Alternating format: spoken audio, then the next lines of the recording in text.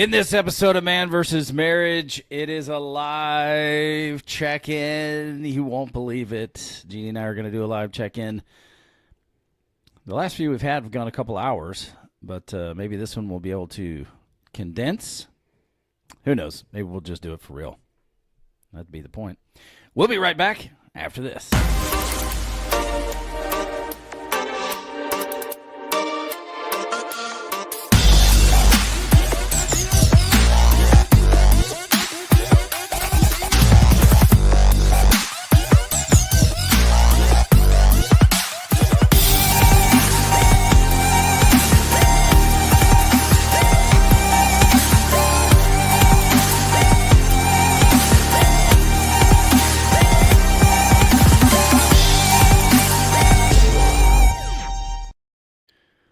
Welcome back to another episode of Man vs. Marriage. It is I, your humble servant, the Q Dog, a.k.a.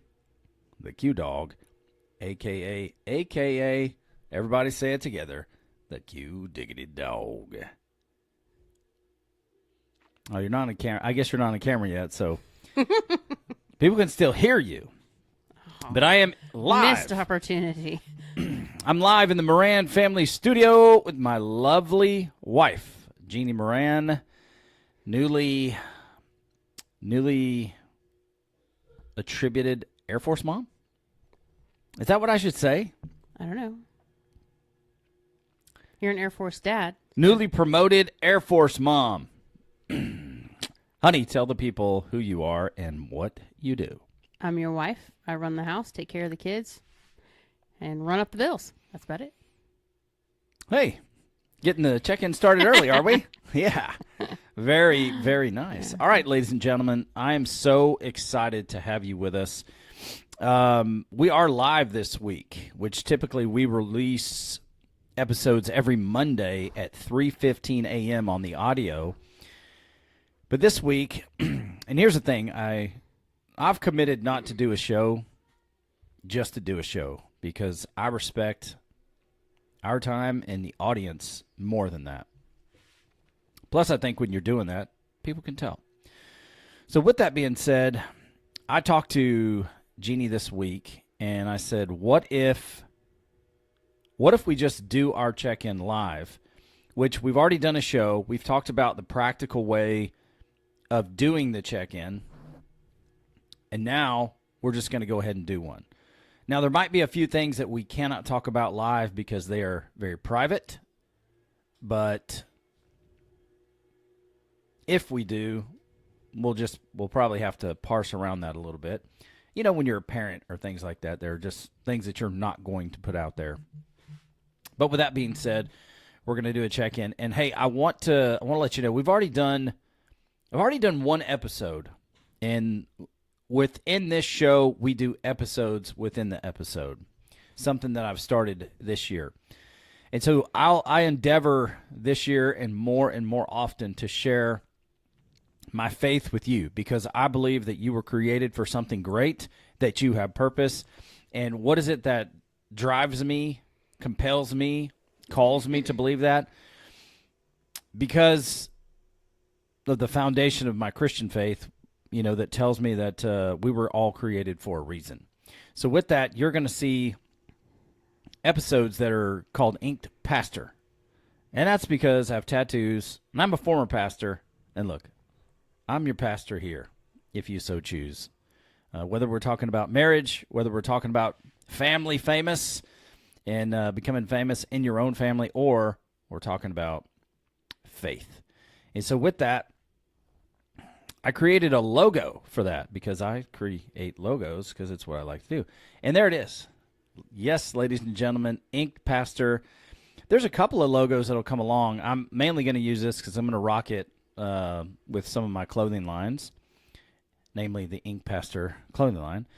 But tonight, without further ado, got one of the brand new camisas from the Quincy Moran line, the notorious Hustle Mania. And I've got to say, this particular style shirt, I've got them on.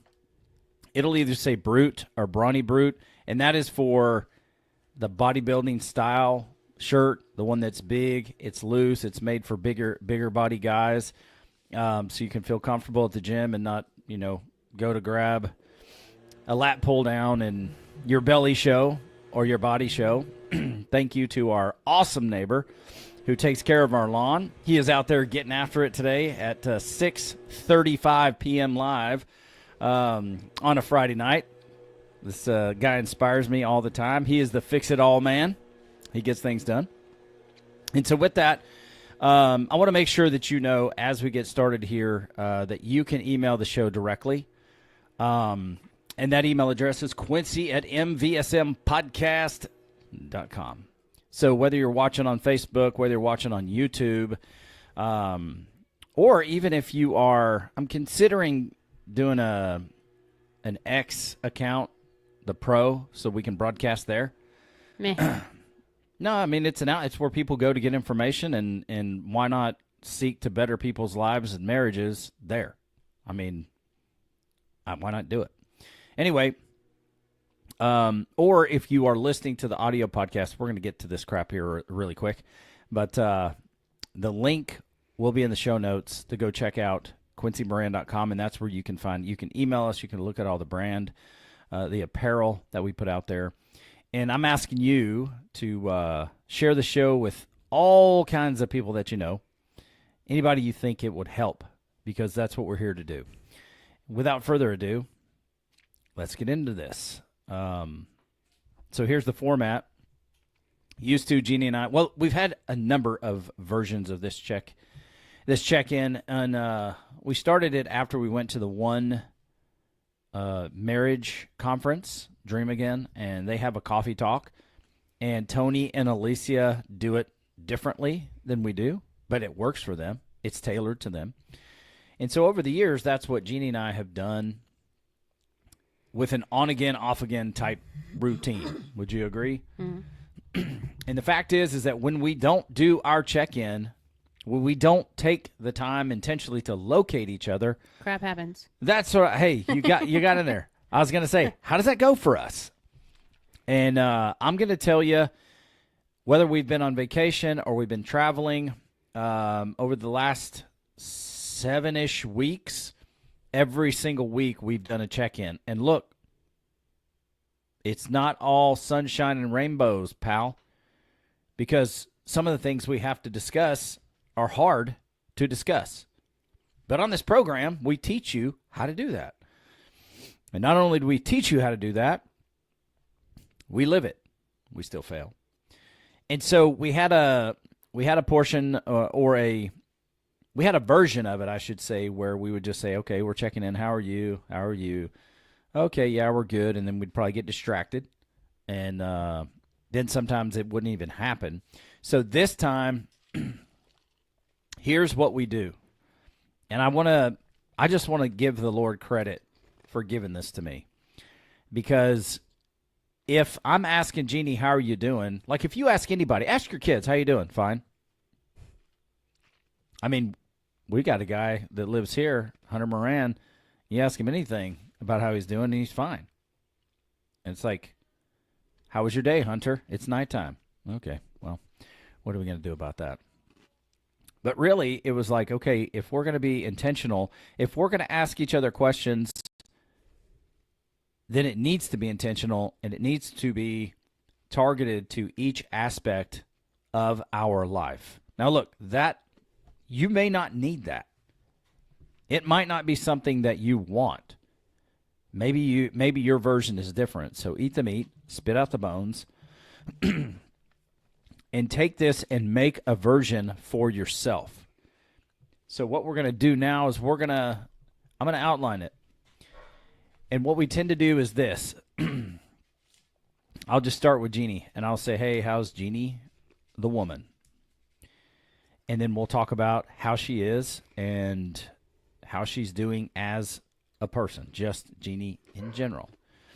Then we'll talk about our faith. How is your faith? How are you in your relationship with God? Then we will talk about sex. Are you getting, I got to tell you what, if I'm wearing this shirt so it makes me want to power slam Gunner off the top rope every time he barks. But he probably's been in the kennel for a minute, so I'll back down out of that Hulk Hogan energy. And then we're going to, once we talk about intimacy and, just talking very forward about it, Jeannie and I do have a goal each week for how many times we connect, and there are things that get in the way of that. But with that being said, the next thing I do is I go, how is Jeannie the wife? And we talk about that. How is Jeannie the mother? And then we talk about that. And then how's Jeannie the friend? And then we talk about that. And then how is Jeannie the professional? Which is interesting because Jeannie didn't really look at herself like an entrepreneur. But she is. And so we're both professionals. So how is that going? And then the last thing is there anything open? Is there anything lingering? Anything that you want to discuss that we haven't discussed? And this system for us has just proven very, very effective. I believe it's brought us closer together, even the times where we have some very contentious conversations, because we're both growing. So before we get started, honey, anything you want to say about these check-ins that might encourage a husband or a wife listening to this, and just based on your experience? No, I think we should just get into it. We seem to get better effect when people just hear how we deal with it. All right. I don't like that, but that's cool. You asked me. I know. I don't like your answer. That's okay. You asked me. Okay. So let's start off with it. How is Jeannie? Hey, last week it was you. Yeah, it's because I breathed in a gnat. That sucked. How is Jeannie the woman? I'm doing better. I was a little discouraged the other day after you had a cheat weekend, I had a cheat month. And so I knew what I had done, and I was kind of getting on myself for it. But once I kind of got past the fact that I knew what I was doing when I did it, I set myself up for it. So now I just have to move on from it. I was okay. Okay. So that was just your health is. Yeah, there's a lot of things that I need to bring back into perspective, just given some of the stuff that we're dealing with outside of us and looking at, the future and what's coming. I need to focus a little more on some things. Yeah. Clean it up. Yeah, I don't disagree with you, not for your sake, but for mine. And I've been intentional, about my health for a long time. It doesn't mean I'm perfect, obviously. But when people around you pass away unexpectedly, which I had a really good friend do that about 3 weeks ago. God, it's been that long already. It has. And then a dear friend of mine, his daughter-in-law passed away unexpectedly the next week. And it forces you. No, it doesn't force you. It gives you the opportunity to face your mortality, because it's a real thing. Everybody has a ticket to punch, and we do not know when that ticket is going to be punched. I do not want to give myself a head start on whatever whatever that looks like. So, if your family members or your friends get diagnosed with a sickness, have to have surgery, have health issues going on, especially the older that you get, it should compel you to take a step back and say, okay, what's it all worth? Because when it comes to your health and what you did, what do you think is just what's driving that? What makes you justify what you're doing and do things that don't help you?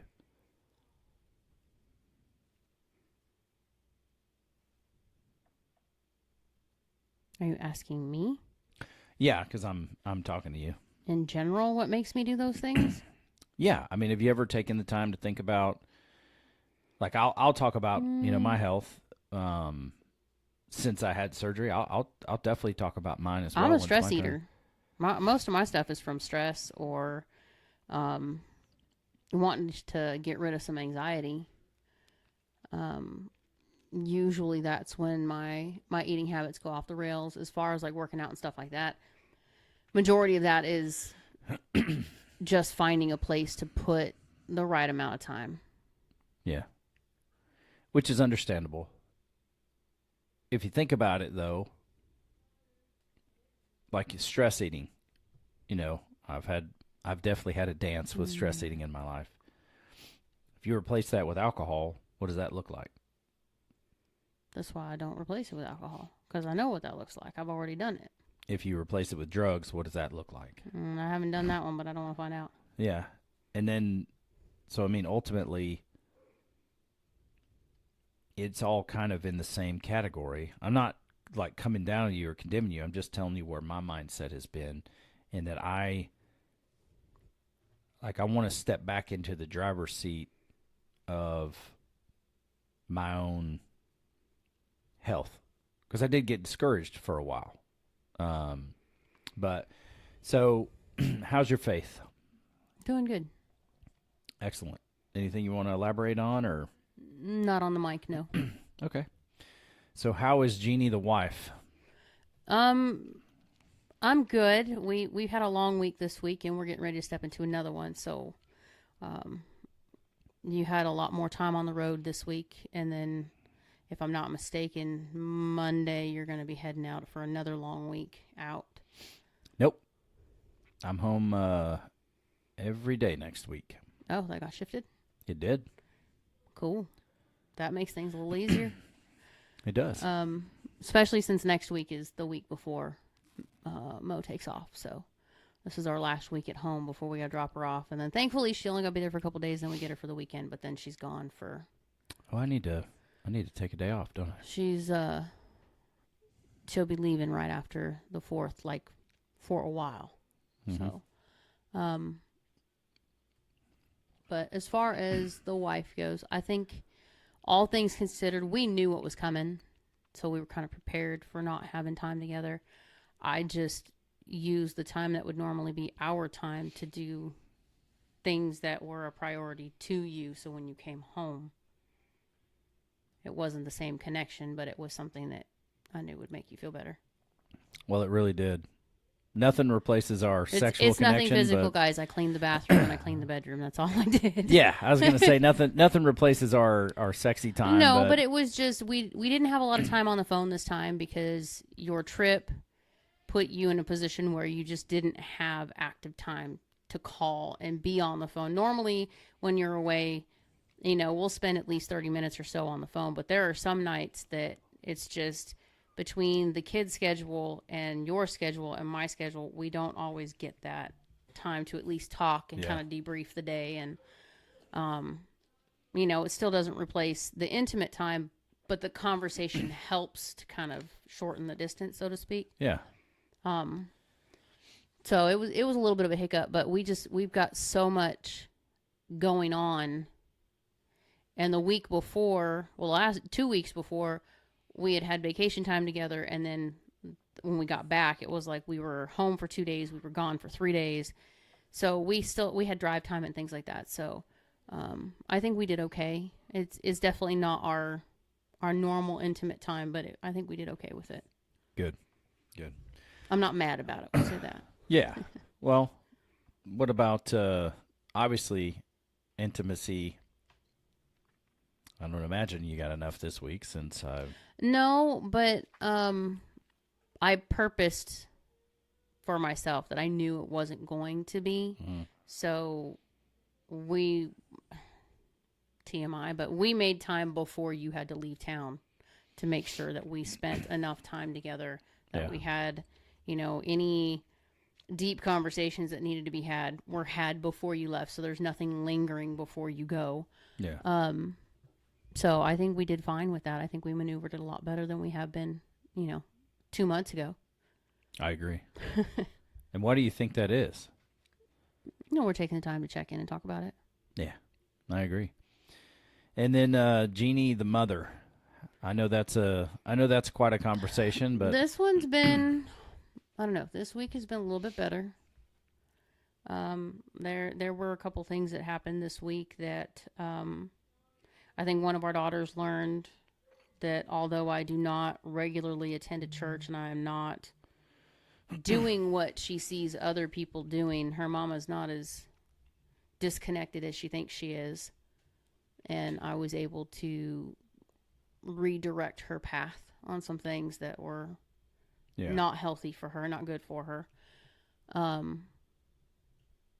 Which kind of helped me too, because I think there's some parts of our relationship that they don't all really know about. Like, we've talked about it. They know how we met. They know the time that we spent together. But I don't think they actually know how deep we were into our church and the youth group and the things that we were doing and the community outreach and the things like that we were into back then. But at that time in our life, we didn't have 8 kids. Yeah. So it would, trying to get them to understand that it's not that we don't necessarily still believe in those things or that we don't still, give to those things. It's that our life took a drastic turn when we went from a couple of kids who met with a group and youth group and helped lead ministry and do these different things to, prayer teams and whatnot to now we're married, and a year later we are expecting a child, and a year after that we have 3 more. Like, we did a really quick 360 of our life in a matter of 4 years. Yeah. So yeah, I'd say so. So I don't think that they grasped everything from the beginning when we started, and I don't think that they knew.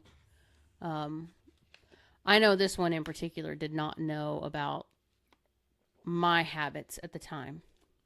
I mean, they've heard you talk about the card and what my time schedule was and what interested you in me before you even saw me.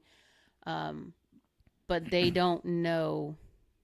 I've never really discussed it with them in depth of like how deeply I was into my church and my church family and, what I was doing at that time. So for her to have somebody bring up some things that, were very close and very dear to me and things that we've experienced. It was nice to be able to talk to that and kind of give her a 360 perspective, which seems to help. She put herself out there, and now she's, going out with friends and doing some things that she wasn't doing before. Still struggling with the Mo situation, not in a bad way, but just, I wake up a lot and I have a nauseous stomach, and I have a voice in my head that's trying to get me to worry about things that I don't need to worry about because nothing's happened. Yeah. So I'm having to walk myself out of that a lot at night. That's probably the hardest part with you being gone, is when those things happen. I can't just I'm kind of a baby, y'all. I will, if I'm having a struggle in the middle of the night, I will reach over and grab his hand and I'll wake him up and tell him I need you to cuddle me for a minute to put me back to sleep. It grounds me. It lets me know that what's going on in my head is not reality. Reality is you're laying next to me, and this is the moment we're in. You think that makes you a baby? Sometimes it does. Sometimes I feel that way. Like I have to have my safety blanket, but I made you my safety blanket, so it's my own doing. I'm a made man. The other issues, I showed a little bit of grace this week. More so for other people's benefit than for the ones I'm struggling with. But inevitably it benefited the person that was struggling. So I think that's about as far as I'm willing to give at the moment. I think I'm not going to put too much more energy in places it doesn't belong. But outside of that, I think we're doing good. It's an emotional roller coaster right now. It really is an emotional roller coaster right now. Yeah. Between wife, mom, and daughter, all being me. Yeah. It's we're in a phase of life right now where things are just kind of on an up and down slope daily. Um, we have a family situation outside of our home going on, and I just got the phone call, two phone calls yesterday and the day before, telling me, what's coming and what to expect and all that sort of stuff. So, it's becoming more real now Yeah. than what it was a few weeks ago. Not that I denied it before, but just before we had uncertain variables. So there was really nothing to panic about. There's really nothing to start like fussing over or schedules to be made or anything like that until we had actual answers. And now that we have actual answers, it's like, okay, my brain instantly shifted gears and said, okay, time to go back to what we know. Time to make the family schedule. Time to figure out who's got to be where. Time to start, putting my business back together. And, maybe that's one aspect given the point of life that we're in, we need to add to the check-in is maybe we need to start looking at Quincy the son and Jeannie the daughter, because we're at that phase where, Yeah. Our parents are going through stuff, and it's not that we're expecting anything, but I mean, both our parents are up in their 70s. So I like that you thought about that, because I was just thinking about that, like when you said, woman, wife, daughter, that deal. I looked over and I was like, where do we cover that? Well, because side note, Quincy and I have been discussing recently, we need to start making more time to go see our parents, even if it's just me and him, because like I said, they're all over 70 years old. Yeah. So they might have 20 years left in them, which I would absolutely love to have. But just in case we don't, I don't want to spend 2 years not going to see or spend time or, listen to the memories or look at the photographs or what have you. And we're kind of in that place now where the kids are grown enough that we can actually get out a little more and do a little more. So that's kind of where we're sitting there. So mom and daughter wise, I'm doing okay. But like I said, it's an emotional roller coaster. So I'm having to navigate some things. Yeah. And that's understandable. We're in buzzword territory now, folks. We're in a place of life where I get to tell Quincy, okay, this is where the emotions are. So you need to tell me when I get to this point. You need to let me know that I'm getting to that point, because I don't want to affect anybody negatively because I have something I need to work through, Yeah, sometimes we do. But in our house, I think we've built the relationship. We've built, I don't know if culture is definitely the right word, because if we screw up, we're going to apologize for it. Yeah, so we own it. We live by the rule that if you screw up, you own it. Yeah, you got to own it, and you got to make it right to the best of your ability. Makes it tough when some people have a double standard, but that's not our responsibility. That's not my problem. All right. So how is Jeannie the friend? Better. Y'all don't know the background, but he knows the background.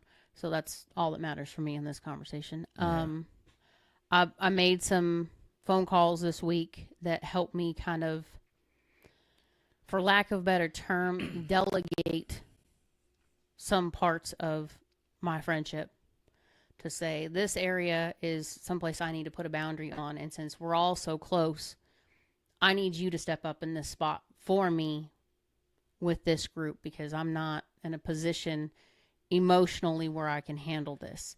I had to have a conversation with someone yesterday and basically just put it on the line that, I'm dealing with my parents in the phase of life that they're in. I am dealing with my youngest getting ready to be off on her own and 3 hours away from me and making some big life changes. Yeah.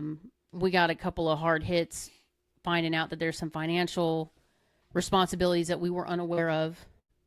We thought we had it covered, and now it's not covered. So we're trying to navigate around that. And then in my career path, there's just turmoil and stupidity going on in places that don't necessarily concern me. Like, it's not my place. Yeah. But it will concern me on the path that I'm choosing. And so I have to be real selective about how I go about talking about things and how I go about approaching things. But I had a straightforward talk with two people that I'm really close with, three actually. Melissa, if you're watching, hi, babe. Thank you for the pictures, and I miss you. We've had conversations to just say, for me personally, I have to set boundaries on these areas because I'm emotionally kind of feeling things out. And some days I am solid and I can focus on work and I can do some things with the kids or whatever, and I'm good. But when I go to bed at night, I'm not. Yeah. And so I can't take on other people's crap at the moment. And it's not that I don't want to be there for you. I can listen, I can be there, but I'm not in a place where I can speak into, because I don't feel like I'm in a good spot to speak into. I'm in a spot where unintentionally, if you say something and it hits me just wrong, you know, I might say something I don't mean to, and I don't want to do that. I don't want to discourage anybody. I don't want to hurt anybody. So I've had to put up certain things of, I know you want to talk about this conversation, but maybe it's better that you talk to this friend that we share about that conversation, because I'm not in a place where I can step into that right now.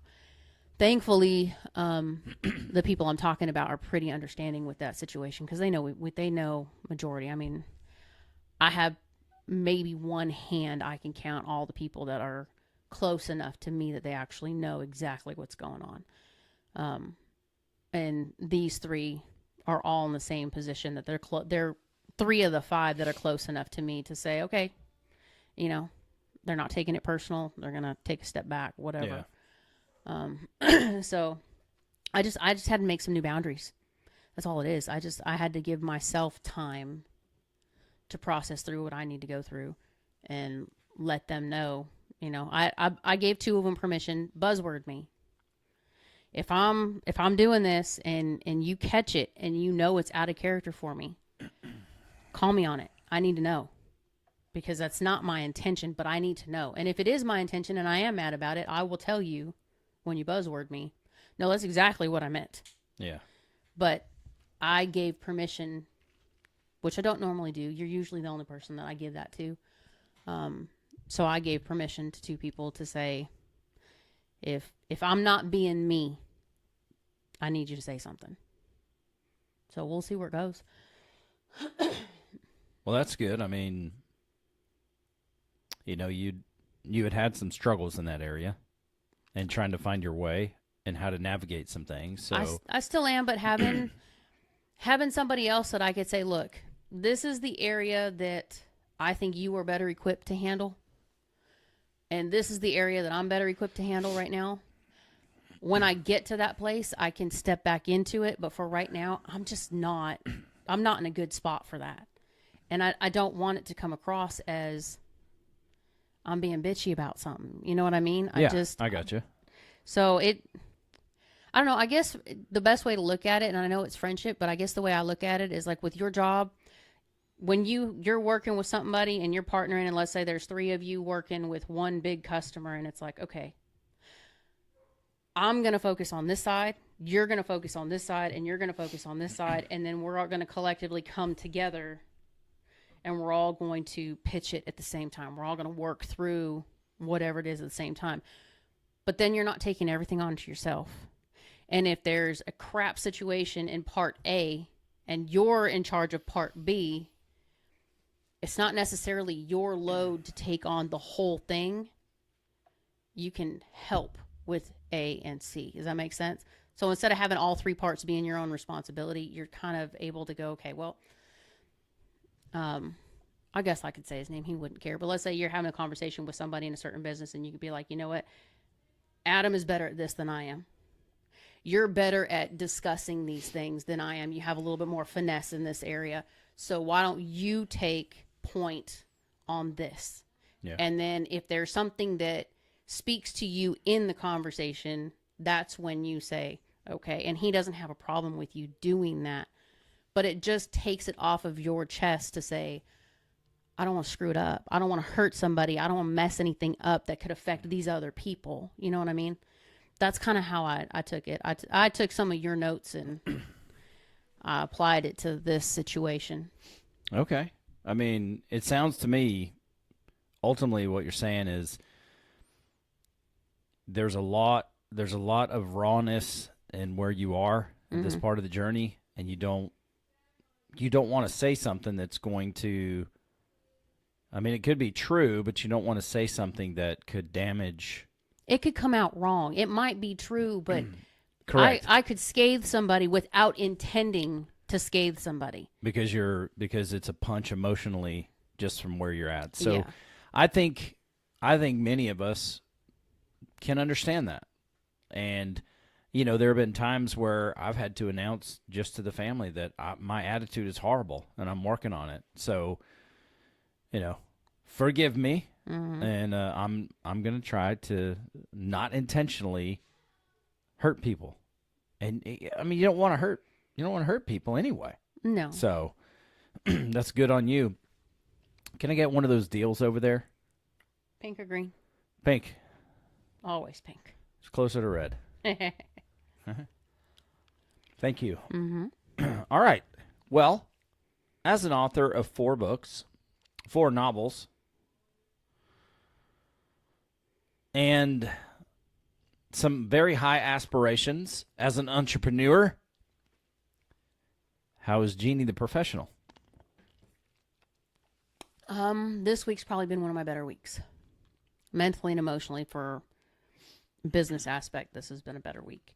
When we first, the week we were gone on vacation was a great week for me. I wrote 15K in a matter of days, which is a whole hell of a lot easier to do when you I don't have to drive nobody. I don't have to go get groceries. I don't have to do anything. I can just sit in the quiet, because it was great. It was beautiful because my parents and my sister and her family, they all like quiet. So when Quincy and I go to visit and it's like, okay, well, we're all just going to chill, you can literally just sit in the quiet and everybody is fine. It's just a good thing. Yeah, it's pretty. I thoroughly, I love our life, but I thoroughly enjoyed the time to just make a schedule that had to do with the things, directly for me. I was working on things for the podcast, and I could do it for hours. I felt very productive. So yeah, that's what I did. I split things up between writing, and most of my writing was done at night because they're an hour behind us. So I wasn't tired yet anyway. Or early in the morning when people were up doing their own thing. Again, we're an hour ahead of them. So our time clock was just our regular time clock. But there was no hurry. I didn't have to take care of anybody. I didn't have to get nobody down from kicking the door. I didn't have to change diapers. Well, that's not true. I changed Joelle's diaper, but it's not. I just wasn't necessarily needed for anything. I could just be and do what I wanted. So I worked on graphics while we were there. I worked on a takeover situation that we had going on Facebook. I worked on. I set up my posts for 2 weeks so I don't have to engage on anything in social media that I don't want to. I worked on promoting book 4 that had just released the week before, and I got 15K written between the time that we left and the time that the plane landed. So for me, that was a pretty decent week. The second week, it was like, go, go, go, go, go as soon as we got home. Mm-hmm. And the 2 days, even though we were away from home, I went to orientation with Mo at A&M, and I did not realize that I was going to be left in lecture halls by myself without my kid. So I actually had to pay attention, take notes, kind of, went back to school. It was not fun for me in that respect, because just like sitting in school, if y'all aren't entertaining or I really don't care about what you're talking about, I'd check out. Gone. So we had a couple spots where it was just like, it didn't pertain to me, so I just didn't care what they were talking about. And it kind of, it proved its point. But we were so physically drained. It was hot. Good gosh, Southern Texas is hot. I don't even know if that's Southern, but it's Southern from us, and it is. Oh, that is Satan's ass crack. There ain't no other way to put it. It's Central Texas. It is. Y'all know the term SWAS. It's legit there. Like, there is no getting away from it. It is a problem. You're going to walk out the door, and in 10 minutes, you better have something to cover yourself. But I was whining because I didn't want to walk. I had my big old boots on.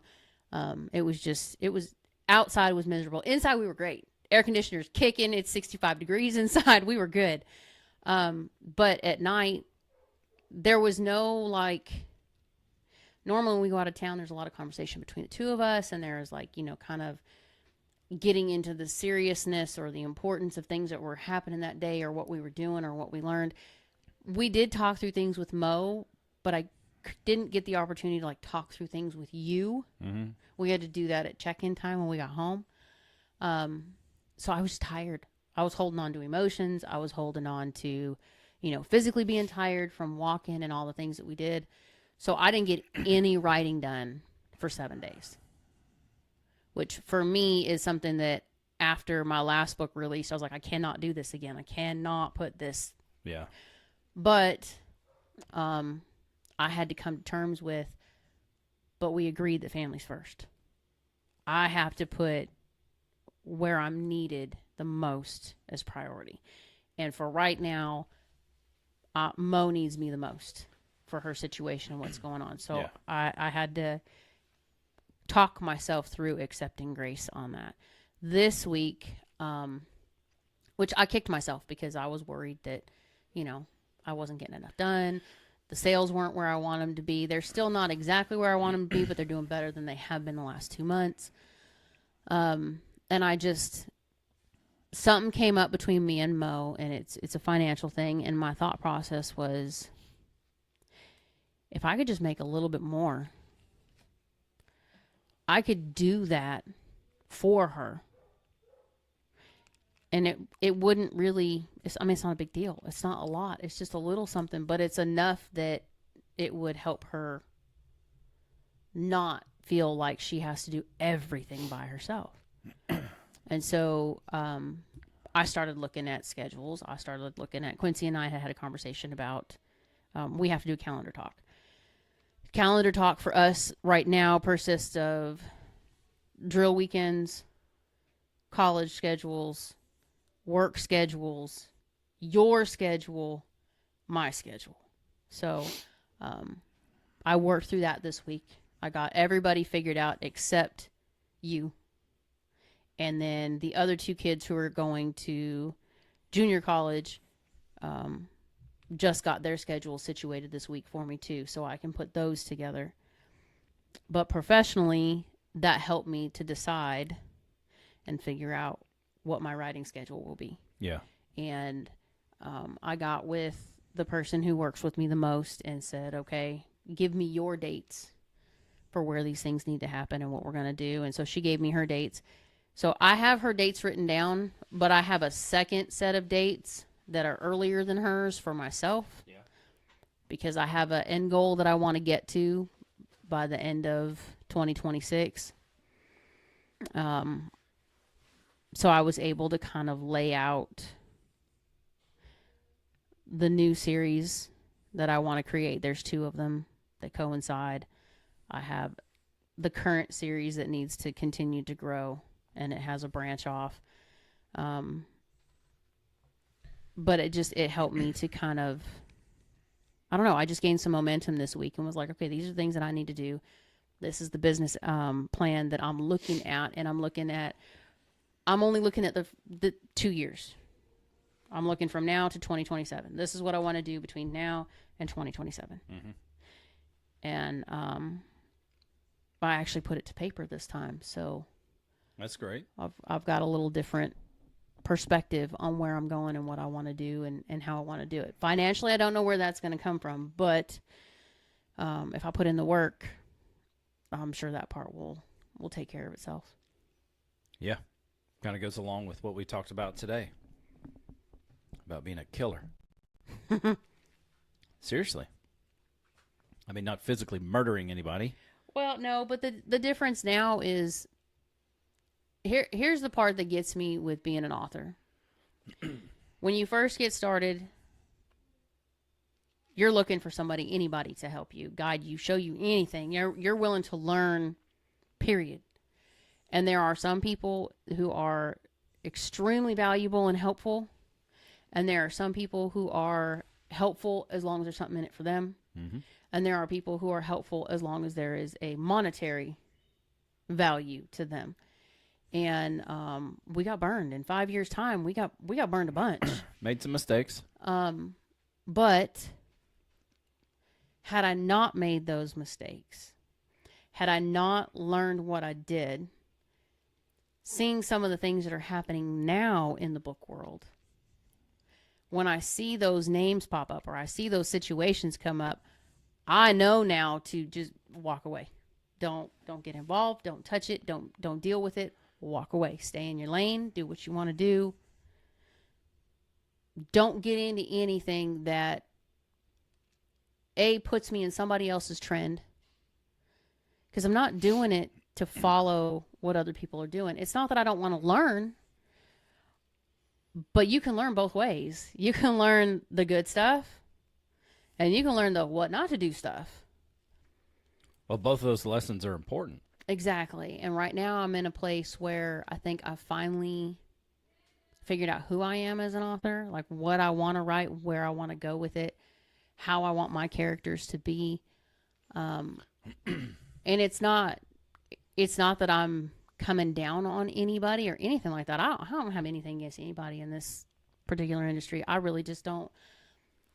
As crappy as it sounds, I just don't have enough in me to care about what other people are doing and how they're doing it, unless it's something that catches my attention. And I think, I've got a couple of people in my life where I go, that person has 82 books under their belt. They've been doing this for like 10 years. I'm going to pick your brain about a few things. Mm-hmm. And they're really cool about answering questions for me. And it's never, we don't talk story. We don't talk storyline. I don't share those things with anybody. I got 2 people. That's it. But that's a me thing. That is a me thing. There are other people who talk about it, collaborate, whatever. I don't. Because I want to be different on purpose. I want to do my own thing, and I want it to be my own, and I want it to surprise people when it comes out. Yeah.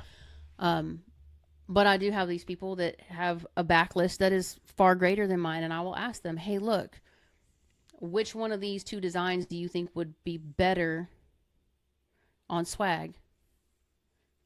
And I took 6 people that I trust and said, I just need you to pick A or B. It was uneven. It was even. It was 3 and 3. I got a hold of my cover designer, and I'm very particular about my cover designer. He doesn't use AI, and he is a class act human being, in my opinion. Yeah. And so I contacted him. He knows what I'm trying to do. He knows the story, not the storyline, but the background idea, because he's helping me pick covers for it. He's helping me, design things. I said, which one of these do you like better? And of course, he picks the one that I absolutely love the most. He goes, but for the cover, that's going to be a mess. It's going to be difficult. But we could do this one for the cover. Use the other one for your swag. And I was like, I can do that. I can use 2. Absolutely. And so he gave me a couple of ideas on things that I could use that design for. But that's what I'm talking about. These are a handful of people. Yeah.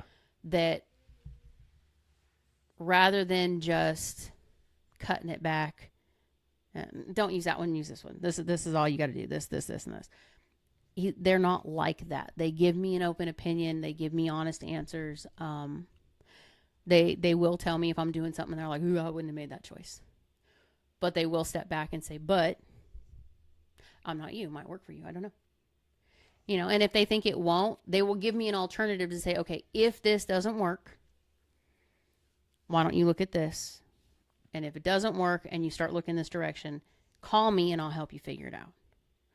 So I think I've landed the right close knit group now Mm-hmm. where I can move forward and I feel a little more confident in what I'm doing and where I'm going with it. And um, I'm starting to do what Quincy does, and I'm starting to be able to look forward a little bit further than what I normally do. Mm-hmm. Because normally it's difficult for me to look past 6 months to a year. And now I'm looking a little bit further ahead to say, okay, but in 2 years' time, when I get the rights back on this, I can do X. And then a year after that, I could do Y. And then a year after that, I could do Z, all within the same grouping of things. Yeah. And it's, I don't know, I guess this week, best way to describe it is I went to the clouds by myself. I looked at a few things. I got a few ideas of what I wanted to do. And as I went through those ideas, I gradually brought myself back down and I laid out a plan for what is doable now. Mm-hmm. And then you and I had the conversation this afternoon, and it was, this is what I want to do. This is where I'm going. So now Quincy is aware of where my clouds are Mm-hmm. and what I'm trying to do and the things that might be, 5 years down the road. But at least you know what I'm aiming for now. And if I jump too far ahead, now that you know the plan, you're able to go, okay, well, we're not that far in the clouds yet. We need to come back a little bit. Yeah, and the beauty is that we have intention on talking about it. Yeah. And Yeah, one of the well- things that does, there was an episode probably within the first 10 that Coach Rita and I did together. And it was called Pour Out the Cup. A great, great lesson, for me that she taught me, which is if you keep all this in and you try to work through it all on your own, and emotions and stress, maybe anxiety, that the cares of this world and this life, some legitimate and some not. If you keep them bottled up, you will feel overwhelmed. And that overwhelmed feeling can cause you even more stress until you get to the point where you might have a breakdown. And so what happens is whatever you have filled the cup with, you pour it out. So you talk about it. You start to get these things out of you. And when you do, now you've let the air out of the balloon. You might even write these things down. But then you feel free of it. Like you get a fresh breath of air within you because you have poured all this stuff out. And the fact is, when you write it down, like when you're really overwhelmed and you start to write things down, more times than not, you're going to see that it's not as bad as you thought it was. I said more times than not, which doesn't mean it's never. Sometimes it's as bad as you think it is, and it could be worse. But there's a lot of power in having someone that you can pour your cup out with. You don't want to be the person that walks around and pours your cup out to everybody, because not everybody needs to know your crap. Now, I say that on this podcast, and we talk about our life, but I looked at, so this week doing my schedule and stuff, I wrote in when I'm starting to write this story. This story goes to the editor on this day. I gave myself 24 hours of downtime, and then I start the next story. In that, though, you and I have planned time for road trips, travel, whatever. So I strategically put things where I'm going to be starting this, and you and I the next week have this time frame off, or maybe it's the same week. And I put in there in my calendar, discuss these things. yes, Build the story. Because those are the things that help. That's something that Quincy and I have developed is when we go away, we have trips that we just go away to go away. But there's sometimes we say, okay, we're going to go away. We're going to spend our time together. But we need to block time to discuss podcasts. We need to block time to discuss story. We need to block time to discuss, future plans for the family, Right. building the house, the thing, the cloud moments that we have coming forward, the business things that we want to build. And so I put that stuff in my calendar this time to say, okay, I'm going to be intentional about making sure that you and I are doing this so that I don't get off track and let 3 weeks of you having to recover for surgery be me getting 3 weeks off to not focus on writing. That can't happen. I still have to work. I still have to do the things that I set out to do, even when I don't feel like I want to do it and I'm tired. I've got to get these things done. I've got goals I've got to meet. We talked about that today or yesterday with a close friend of mine. I said, my first goal was to get my first book out. And my reason behind that was I want my girls to see that just because I was a stay-at-home mom doesn't mean I didn't still chase my dream. Well, I mean, I just got to say this. Your dream was to be a stay-at-home mom. Originally, that was my first dream. My second was I wanted to write. I wanted to be an author. I wanted to do something to contribute, not just, as the mom, but to contribute financially, but also it's something that I love and I enjoy. It's always been. So, but for the girls, it's a point of some of them want to be a mom. Some of them have careers that they want to do. Some of them have, they're in between. And I want to do this, but, I also want to be a mom. Okay, well, you can do both. You just have to plan out the time frame of when you want to do both. Yeah. And now, for me, we had multiples. So my timeline was made for me because 5 kids under the age of 5, all in diapers, doesn't really leave you a whole heck of a lot of time to write. But here's the deal, though. I just want to step in and interrupt you real quick, even though it's not my fault. Not my time. Not my time. It is my fault. It's not my time. But it's important to know when you're pioneering a way, it's always going to be tougher. Mm-hmm. But that's okay. It's good that you took the tougher road because you have now shown all of us what's possible. You didn't do it on your own, of course. You've had a lot of support along the way. I had a lot of crap along the way, too, but lessons were learned. But you had every excuse not to do it, and you still have it. But the truth is that you have shown our daughters, number one, the value of being a stay-at-home mother. In today's society and in culture, they seem to demonize women that want to stay home and raise their children, which is absolute horse, S-H-I-T. I don't think it's so much about women wanting to stay home and raise their kids. The big argument that I see now is the homeschool situation. And now we took a lot of fire for that when we did it too. But here's the deal. Had I not homeschooled our children, had I not taken the time to figure out what their learning disabilities were, how they process information, what they needed so that they could actually grasp these stupid freaking things that the school wants them to learn that don't mean a damn down the line. It's like, well, you got to meet lesson 3, units A, B, C, D, and then D1, D2. And it's like, for what? It's a concept. It's not something, anyway. I took a lot of heat for that. But once I learned, because I brought them home more for who they were becoming, because they were struggling in school. They don't learn like everybody else. They had disabilities. They had a learning processing issue that wasn't being addressed. It wasn't because they were stupid or they couldn't learn. It was because they weren't being taught the way they needed.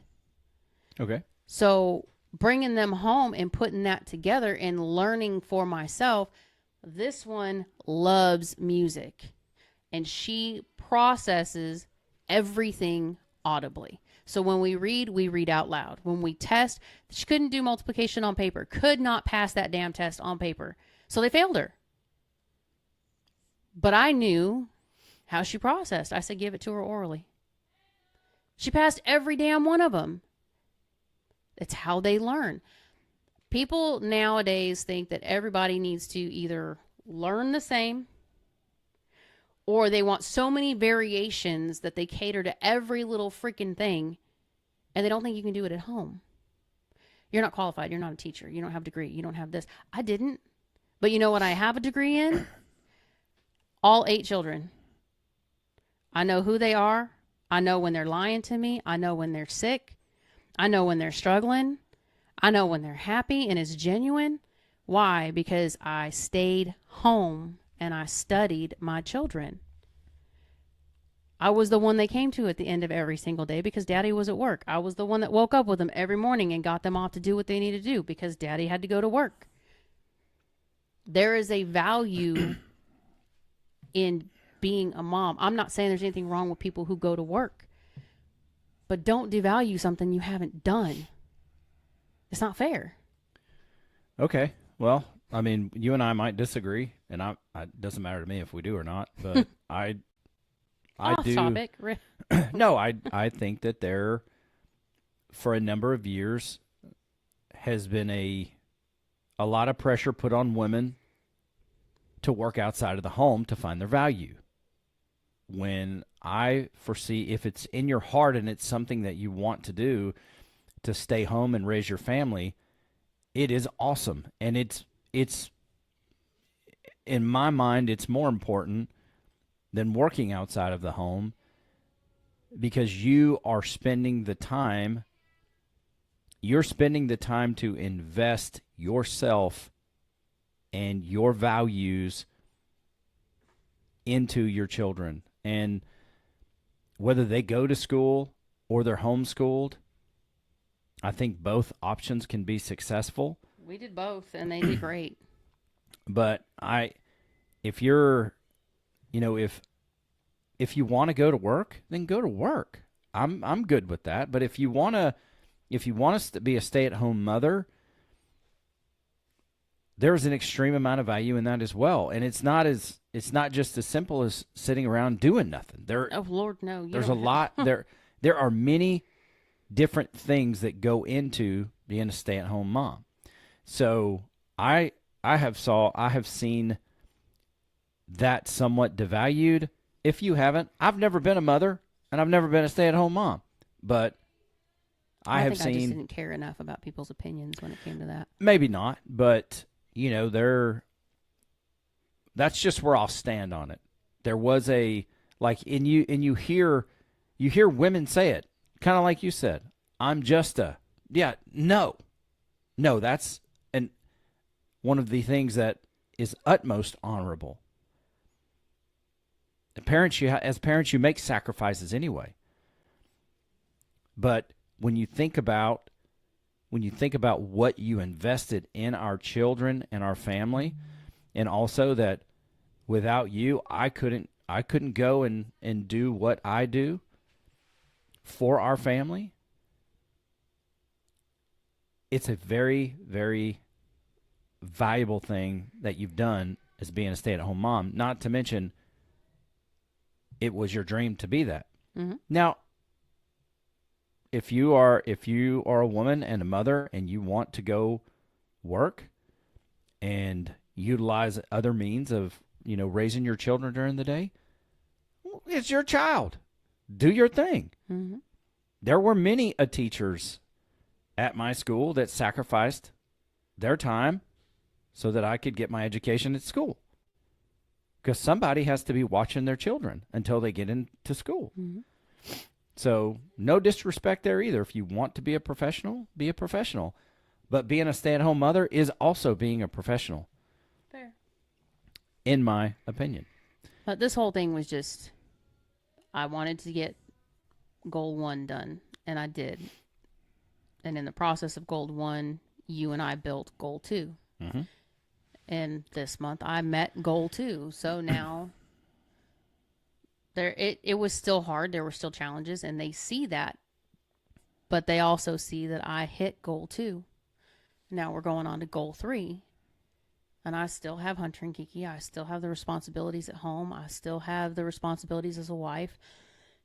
We still have the podcast. We have all these things. But it just means that my goals, my dreams are taking a little bit longer to build, but they are in process. And they're just as important as everybody Mm-hmm. else's, you know? So I'm very proud of you. I've told you that for a Thanks, long me time. too. Well, good. Good for you. Do not steal my thunder of being proud for you. You tell yourself in your own time. Anyway, I think one of the valuable lessons in that is that you can look at success in a area. It just start with one area of your life where you are successful, and you can adapt that tenacity, you can adapt that grittiness, you can adapt that consistency to other areas of your life if you choose to do so. And if you do, it doesn't happen overnight, but you will be successful. All right. Anything open? No. All right. Nothing open. Mm-mm. Okay, Not at good. the moment. All right. Well, there's your part of the check-in. There's the first hour. This is why it always takes us 2 hours. There's the first hour and 6 minutes. Uh-huh. Good. It's our show. We can do what we want. Your turn. Okay, it's my turn. So, how was Quincy the man? All right. I was wondering if you were ever going to ask that question. Thought you were a professional.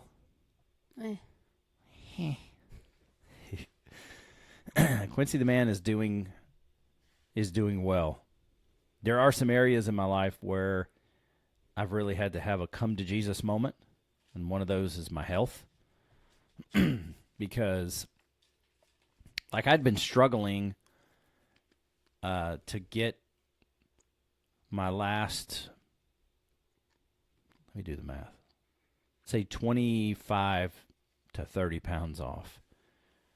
And so, carnivore has worked so well just from a health perspective. Mm-hmm. Weight loss, been a bit of a challenge. I'd been gimped up so bad that there was no cardio I could really do outside of being too lazy to create time in my schedule to swim, because it's a pain to get in the water, to swim, to get out, to get dried off. You can't do all that stuff right now anyway. But anyway, I had just gotten down to I was at 237 before surgery. That was my final weigh-in. And so I took the liberty, I justified to myself to be more dirty, crummy keto as I was healing up for the first few weeks. And that was a problem because I didn't do what I knew I should have done, which was get back into my routine so I heal better, I heal faster. I just didn't do it. And, a few weeks went by, and then, 237 turns into 245. Part of that because I added some carbohydrates in. I was going to say, in all fairness, though, it wasn't really dirty. It was very dirty. Okay, but some of the carbs that you added in were added in with the intention of keeping you from having issues. Oh, I know during that. recovery. And if those are the only carbs that I added in, that would have been well and fine, but those were not. No, I agree, but I'm just saying not all of it was crappy eating. Some of it was intentional for medical purposes. It was dirty keto. And I'll tell you this for this reason. Multiple heavy cream coffees a day, which I know what that does.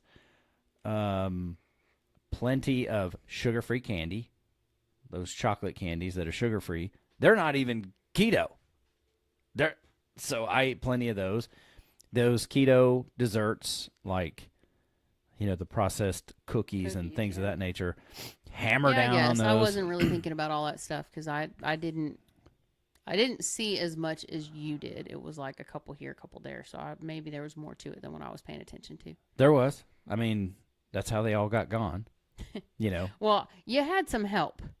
You had Hunter and Kiki and Mo helping you with some of that stuff. Yeah, but it was about 4 weeks of dirty keto. Agreed. And part of it's water weight because I had some sweet potato, etc. Well, and some of it's water weight because you were swollen for a really long time. All those things are true, but I still, when I go back and look at it, I know the decision that I made. Agreed. And then when it was time, after about 4 weeks, I said, okay, well, I'm gonna get back on my strict carnivore, which normally hits hard and leans me out. And so I did that, and I gained weight. And I was like, oh, this is not a good thing. This is not good. Now, to be fair, I was still deep into the recovery, so I wasn't able to move much. And I was going to say, your normal carnivore, though, also consists of a minimum of 3 to 4 days of exercise, which you didn't start actually, like, outside of physical therapy, you didn't start working out until about week 4, 4 or 5. That physical therapy was tough. It was, but it's not the same as your cardio. It's not the same as your strength training. And your strength training, you got back to that at like week 4, week 5, and it was upper body only, and it was a lower pace than what you normally. I got back to that at like week 8 or 9, not week 4. Yeah, so see, that's the difference in why I think your regular carnivore didn't hit, is because you didn't have the same workout pattern. Okay, well, I mean, there's any number of reasons it could be. Fast forward, I got into a spot of limbo, and limbo with no plan, and that's bad for me, and I know that's bad for me. Me too. I just know it's bad for me because there are times like when I have my time at Thanksgiving and then I have my time at Christmas. There's been times where I would go, okay, well, I'm gonna chill, and have as many heavy cream coffees as I want, etc., from Christmas to my birthday.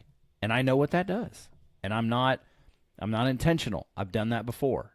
And I can put on 10 pounds really easy. Mm-hmm. And my body is in a place now where I put on 5 or 10 pounds. Whether anybody else can see it or not, I can see it, and I feel it, which is kind of even worse. And your body doesn't want to give it up right away either. And so, I did some more research, and I got some advice on the carnivore diet on how I could get back into lean mode. The trouble is I'd already had like your birthday situation planned, and then there was vacation, and so I just allowed excuses to take my eye off the ball. And so at one point, I wasn't 245 anymore. I was 255. So now we're talking about 18 pounds that I put on. And then fast forward, it gets worse. Fast forward to the 3-day Carbapalooza. So now I'm not 237, I'm not 245, I'm not 255, I'm 263. And I looked at it and I was embarrassed, I was ashamed. And I know I always put on weight during that time, and it was like, oh no, I'm gonna be in this public setting, and everybody, because everybody only thinks about me when I'm around. My world revolves around everyone. Okay, and so everyone's world revolves around. Yeah, I mean, if I gain a pound or my hair's not cut right, I know everybody's looking at me because I'm the most important thing around. Yeah, okay. Believe it or not, many of us just think that way, that everybody's paying attention to everything we do. And in some cases they are. Anyway, I was very uncomfortable. Just body, with the water weight hanging on me. My clothes don't fit the same. I'm nearly 30 pounds heavier now than in February. And here we are, in June. And I forced myself, which in this moment I'm very proud. I'm very proud of myself for forcing myself, because I'll be completely honest. I ended up buying one of those slimming shirts because I was so self-conscious. I ended up putting it on the morning getting ready for the event. Ooh, in this heat. And then I stopped and I took it off. I said, you know what? No. I'm not doing this. I'm not trying to make everything look perfect, because I went through a period of struggling. And if I'm on here and talking about our relationship, I'm talking about our marriage and where we struggle in order to make people better, why would I hide the struggle when it comes to my weight? Why would I do that? And so I just said, look, number one, enjoy what you feel right now, because you need to remember this in times when you start to justify your actions. There is a consequence. So enjoy it. It's not like enjoy the shame, but enjoy how you feel right now. I want you to take it all in, breathe it in. And number two, you're going to wear this outfit, and it's going to show that you're up almost 30 pounds, and you're going to go out there and you're going to feel how it feels to feel uncomfortable, and that's good, and it's okay. And so I did. And then, I locked in. I got back on the program the day I said I would. Fast forward to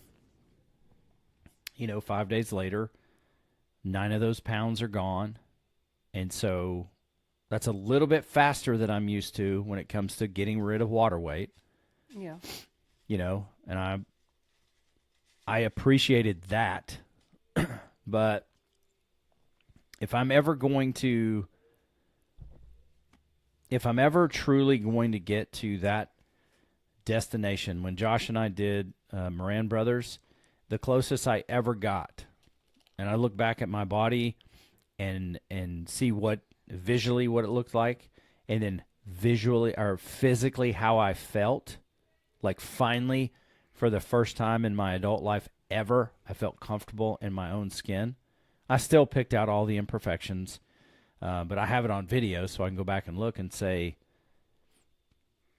that weight right there at 221, even though some people told me I looked like I was sick, I remember how healthy I felt in my own skin. And it's okay to allow the mirror to hold you accountable. It's okay to have your standard in life hold you accountable and say, this is not you, Quincy. And it's also okay to open up and talk about when you struggle in it.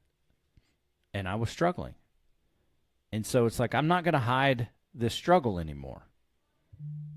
The interesting thing about, there's like many things you can hide in life, but if you let go of your eating discipline, eventually it's going to show.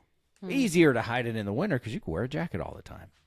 But I'm done hiding. I'm done with it.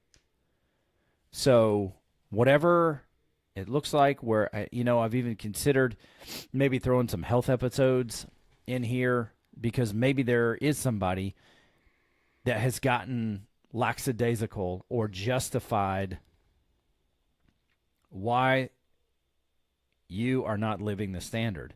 And I would encourage you to stop all the excuses, stop justifying the crap, and live the standard, because that's where it's at. You can still plan to frolic in the carbohydrate life as long as it's targeted. And for my own standard, I don't expect perfection, because perfection is unattainable. I expect excellence out of myself, because that is attainable. And I know what excellence is. It's just like you, looking at you in the camera or speaking to you in your ears on the podcast. You know where excellence is. You know when you start to cross that Rubicon of making excuses and justifying why you're not going to do what you said you would do. We all know. So at some point, for me in my life, at some point, it's time for me to stop making the excuses and to get back into the saddle. And that's where I'm at, and I'm very thankful. I had a really late night one night, and I'd considered not going to the gym, but I, reasoned with myself, and I said, I'd rather get 30 minutes in the gym of a partial workout than not get the time in the gym at all. And it was very fruitful. It was a very fruitful trip Good. to the gym. So very thankful about that. As far as my faith goes, that my faith continues to grow. My connection with God continues to grow, which I'm very, very thankful for. Feels like his presence is always, which it is always near. It's actually living inside of me. But it feels like it's near anytime I'm gonna pray for someone, or I just want to connect through, just talking out loud, to God. And so I'm very thankful, very, very thankful for that. But it is a relationship that I've been very intentional about. And so if you are intentional about a relationship, that relationship is going to foster growth. It's going to drive deeper connection. You're going to get to learn. Sorry. I mean, it's like we're on camera and you're just over there fishing in your cup. Tastes like America. Tastes like freedom. I'm just going to go over here and just keep digging in this cup of ice. Live on a program. This is me. Get your claw out of the ice. This is me. This is what I do whether the camera's on or not. All right. Well, thanks for crunching in the microphone. Actually, no thanks for that. You could stop that crap anytime. So, with that being said, if you're intentional about your marriage, about your health, about your faith, those things consistently over time are going to foster a deeper connection, stronger in faith, better marriage, and that's where it's at. I've been intentional about that. A couple days I didn't have as much prayer as I wanted to have, because I like to, spend some time and think about the people in my life and, pray for them. But God is gracious and he is good. And I'm very thankful for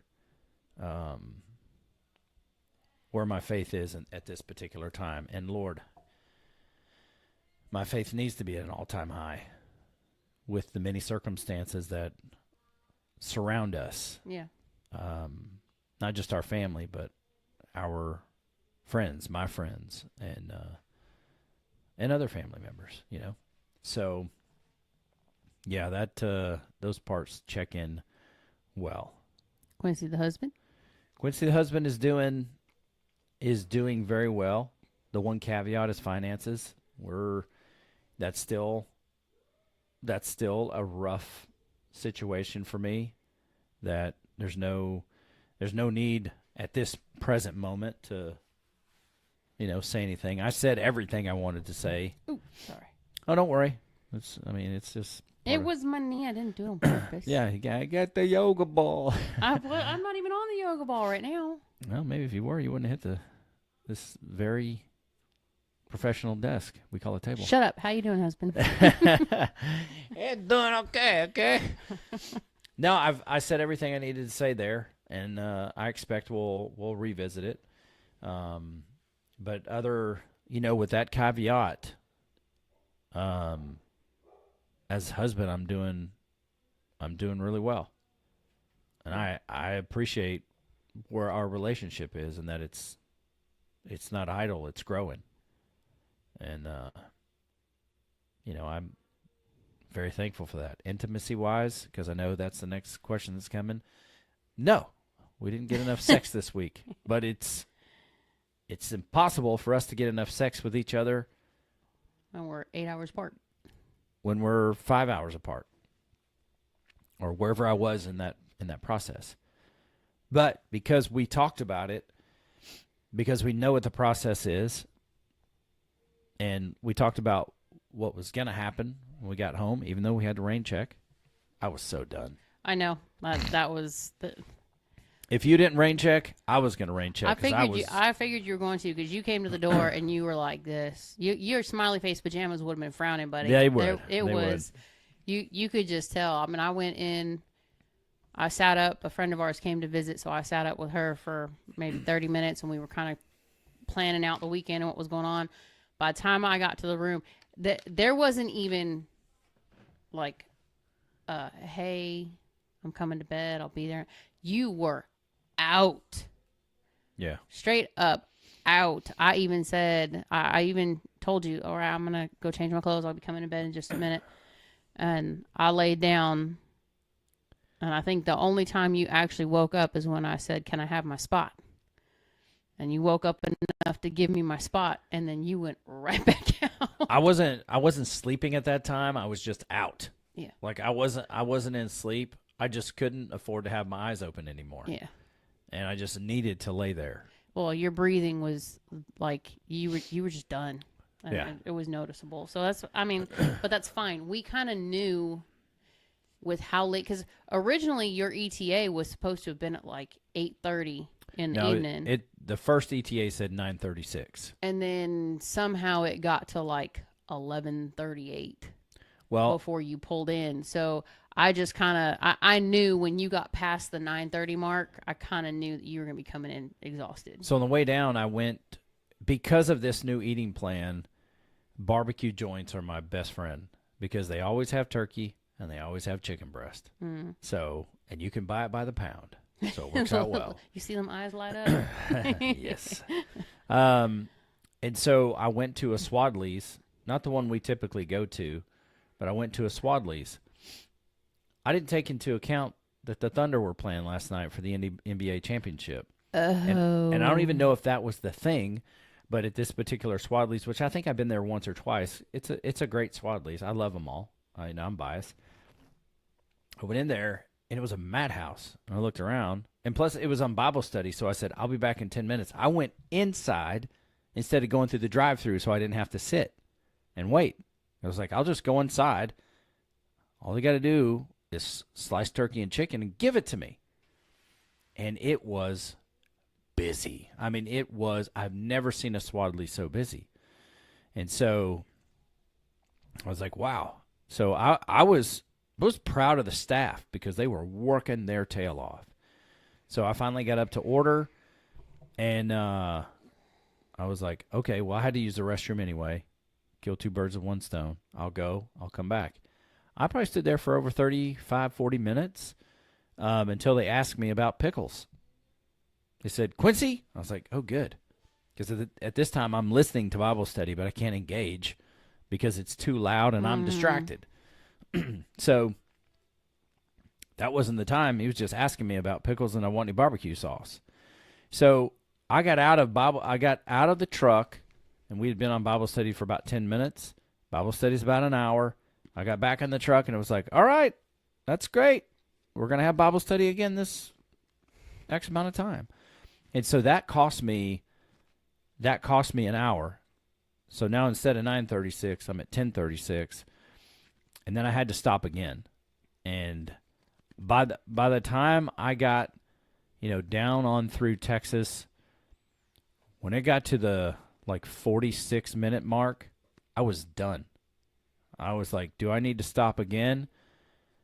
I was so bored and plus, this particular tournament was the tournament that my dear, dear friend plays a major role in. Yeah, so you were emotionally already. Emotionally, I was wrecked. Yeah, you were exhausted. And, his son was there doing what he does, which was great because we had time to talk. And then his wife showed up, and his daughter showed up. And so they were coming to see what it was what's all the fuss about. Yeah. And so, his son was serving the food under the tent because at every tent there's something special. He's like, you think after this is over, you could take me and this other guy, around so we've heard about all this food? I said, I'd be happy to, but I think it's better if you go now. And Mindy was there. She's one of my colleagues. She's such a funny gal. And she walked up, and I said, she'll take you guys. She'll take y'all. And he's like, well, what about what I got to serve? I'm like, leave me in charge. I'll do it. I'll do it. And he does a specialty deal. It was at the end of the day, and everybody was roasted. It was just, It got so hot. Yeah. And so she took them. Everybody went. I was so happy that they all went together and they got to go to the different places around the event to try all the free stuff, or as much as was possible, because it was the end of the day. And so, I was there by myself for a little while, but it's one of the hard things in life when somebody's child or spouse or parent is there and their loved one has died unexpectedly. What do you say? You walk up and, so the only thing I could say was, it's nice to see you. And then later I was able to talk to his wife, and we were just chatting a little bit, and I said, I hope you are as good as can be expected. And she said, I'm not. And I said, I presume that you weren't, but it's so uncomfortable because I want to say something, but I don't know what to say. And so that's what I said. She goes, I know. There's a lot of crying. And I said, I want you to know that you're not crying alone. Just so hard, because death is such a weird thing. It's like a few days before he just passes away unexpectedly, we're doing a presentation together. And now he's gone. And he's the kind of guy that leaves a hole in your life. Like, he's not there. Mm-hmm. And then at that particular event, we all know he's not there. And we feel it. And it's his event. It's like something that he loved to do. Yeah. So his mark is on that. Yeah. For everybody. And so Mindy and I caught that the other day when you said, you accidentally said, well, let me call. And you went, ooh. Yeah. Like, for the first time, you caught yourself not remembering. There was Mindy and I had to go because we were going to go get something. We were going to take somebody to get something, and come to find out their friend was pulling a prank on them. And so that guy got out of the cart, and she's like, I'm going to drive in circles for a minute. I said, okay.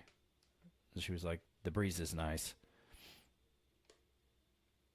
But, I'm also hurting because I don't know what to do. Yeah. And I was like, that's fair, sis. That's fair. And so, we all got to reminisce about this particular friend of ours that made a lifelong impact. But he says all that to say that's part of what that's part of what I was him. And then there was a change in coverage in this particular account. So my other best good friend, he wasn't there this year for me to lean on. And so it's like, whew, it's, you combine all those things. I've been away from the family. So it was tough. I was done. When I looked at it, I reasoned with myself. I said, okay, when it gets to 45 minutes, it won't be long. It'll be 39 minutes. Mm-hmm. And so I'm driving, and finally I turned on the worship music that we always listen to so I could start singing, because I was listening to podcasts and I was just bored. I'm telling you, you turn them podcasts on, I fall asleep every time. I love them and I thrive on them. And let me tell you this, if you're listening to this at an hour and a half in, if you have the opportunity to go and listen to Joe Rogan and Ken Burns, go listen to that episode. It's freaking amazing. Number one, if you do any kind of video editing, there's a Ken Burns filter that you can use. And I didn't put these two. This guy's a 40, 50-year documentarian. He makes documentaries. And it was some of the most amazing radio or podcasts that I've listened to, because he makes documentaries for PBS, because that allows him a decade to make them. So he does documentaries about the Civil War, about the Revolutionary War, about baseball, about jazz. I mean, all kinds of things. And he's a professional storyteller. And Joe Rogan is one of the best at asking questions. So, that was a great podcast. Anyway, I was listening to one of my political podcasts, and it just got to the point in the trip where I said, I'm over driving. I'm over being awake. I'm over all of this. And I miss my family too. So I had to count myself down and listen to some music. And anyway, when I got here physically, I was spent. All that time to say physically, I was wasted. And had you not rain checked, I would have rain checked. I don't know. I might have said, yeah, but it would have been a bad, No. it would have been a bad scenario. You probably would have told, figured it out when I walked up that physically I was just spent. Anyway, so that's where I'm at with my health. I'm definitely on my way up, which I'm happy to be. That question was intimacy, not health. Yeah, I just looked down and it was the husband and intimacy. So. Yeah, the next one should be dad. Yeah, how's Quincy the father? Quincy the father is a mixed bag.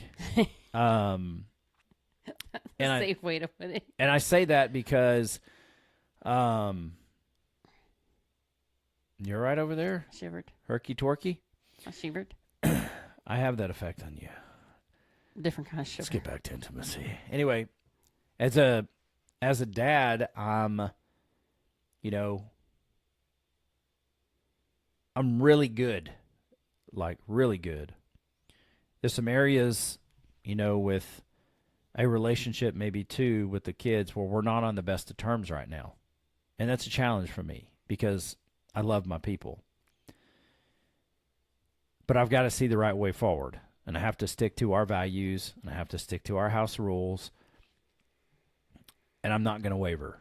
Doesn't mean I don't have grace, but I'm not going to waver because what I stick to now becomes a treasure in the future. I have to do it. So that's what will be done. It's not easy going through it. It doesn't feel good, but I'm committed to doing what's necessary rather than what's easy. And so, like Forrest Gump said, that's all I'm going to say about that. With another group of my daughters, our relationship seems to continue to get strengthened, on several of them. And then, our youngest daughter is getting ready to rock and roll out. And I have no worry in my heart at all. Zero. I have excitement. It's not my heart, it's my head, but I get it. I have no worry in my head at all. Not to say everything's going to be peachy keen, but she has been and we have been preparing her for this for a very long time. And like you, she's had goals.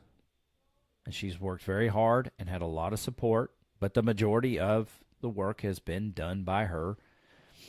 And she's getting ready to go out and put all this metal to the test. Mm-hmm. And I am thrilled for her to do it. I'm going to miss her like crazy, obviously. Yeah. Yeah, you keep doing that. But as her dad, I'm thrilled for her. She's getting ready to rock and roll, man. And I'm sure, the next time I'm on this podcast, or the time or two I'm after she's gone, I'm on the podcast, I may have bloodshot eyes and bags under my eyes, and I might be a sad mess. But that won't take away from how excited I am for her. Now, her not being around every day or every day that I'm home, that's going to be rough. Yeah. But while she's out doing what she's doing, I'm sure we will keep in contact. I've already told her that I'm an out of sight, out of mind guy. That's the kind of son I am, which I am working diligently to change. So if she's out of sight, out of mind with me, I've been filling that bag for a long time, so it is what it is. But I'm really thankful that she's getting ready to do her thing. See, and I made a clause on that one for myself. You are still required to text me when you are leaving campus to drive somewhere, and when you are leaving from where you're going to get back to campus. Not because I need to check up on you and know your every move, but it helps me to know that you're doing what you're supposed to be doing, but it's also kind of just for me to know that I'm not so far out of your mind that you forget. She's not going to get in trouble if she doesn't text me, but it's also good for her because it gives me, we play a game back and forth on, who loves who more. And it kind of sets, for both of us, it's one of those things that sometimes it just hits at the right moment where you just need to not feel like you're going through crap. And since she's going to be away from her two besties, Mm-hmm. and then away from her daddy, who she works out and does everything with, and then away from mama, who's been helping her do everything to get situated, it's just a good little, it takes you 10 seconds. Just tell me. And she does it now because it's a house rule. When she gets in the car, I'm going here. Lets me know she's leaving. When she gets where she's at, she texts me back with here. And then the last one is love you more. Okay, cool. And then we, but like I said, it takes 10 seconds, but it's just enough to let her know and to let me know that she's not so far into everything else that she's forgotten home. Yeah. Well, she might go rogue and not do it. So that's fine. I can answer for myself. I can text her. I know how to do it. But yeah, there. And then, I look forward and I'm like, for some of my children, I see a bright future. And for some, I see some more challenges coming. Mm. And, as a father, that can be tough.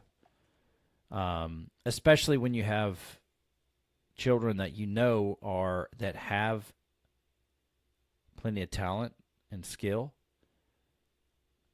just lack maturity in order. I was a late bloomer when it came to maturity myself. So I always try when things are dumb, like when dumb things are happening, I really try and go back and put myself or put perspective on it for where I was at that age, what my mindset was and all the things I had to learn. And so that helps. But, so overall, I'm good. I'm still struggling with how to connect better with Hunter and Kiki. So I endeavor to be better there. And that's hard when I travel if we're not consistent with FaceTime. Because I love to see his face light up when he sees me on FaceTime. And I think it's better for him overall. So, but I have, when I call my dad, I'll call Dad on Facebook Messenger, video call. And Hunter, the last couple times he sat with me and we had a great time. We had a great time doing that. And so I'm going to do more of that. Quincy the friend. Yeah, Quincy the friend. I feel like I'm doing better in that area, being a bit more intentional with contacting, some of my friends. I tend to run. I hear people talk about being friends with people for 50 years, and matter of fact, one of my friends had a birthday this past week. And I sent him his happy birthday song. And then I said, thank you, for several things. Thank you for being this when we were growing up. And thank you for this, and thank you for this, and thank you for this. I know who that was. Tell me off air, and we'll see if you... No, I know who it was. I know for sure I know who it was. Okay. If you don't get your brother to stop singing in the car. You know exactly who it was. I know exactly who it is. Okay. You know exactly who it was. I do. Anyway, he sent me a message back, and he, had asked me, he was like, have you gotten soft on me? And I said, yeah, I have gotten soft. And then I told him, why. Hey, he's a girl dad too. It's coming. Get ready. Nothing to do with me being a girl dad. It has everything to do with losing dear people too soon, and not wanting to wait. I mean, heck, I wrote a couple friends a letter just to thank them for things, and they both the same thing. They were like, "Are you sick? And are you gonna die? Is everything okay?" I'm like, "Wow, writing a letter and saying thank you is people think you're terminally ill. That's a problem." Anyway, so I'm not waiting anymore to reach out. And then for one of my best friends in the whole world, I'm working on a memorial for his dad who passed away. And so there's been a lot of emotion along with that, which I knew his dad. spend some time with his dad, respected his dad. But it's like a 2.5 hour, excuse me, it's about a 2 minute and 10-second video. And I don't know, you just kind of face your mortality and you go, when it's all done, will I be reduced to a 2-minute video? And I look at my buddy who passed away. And I'm going, man, you can't wait to let people know how you feel about them. Because if you do, you will ultimately regret it someday. And I'm not saying pour it all out. I'm not saying that. But when people cross your heart or your mind, don't wait for the perfect time. Do it then. Even happened with my mom the other day. I called her. I was like, hey, Deb. She's like, well, it's early for you to be calling. I said, yeah, but you were on my heart. So I just called.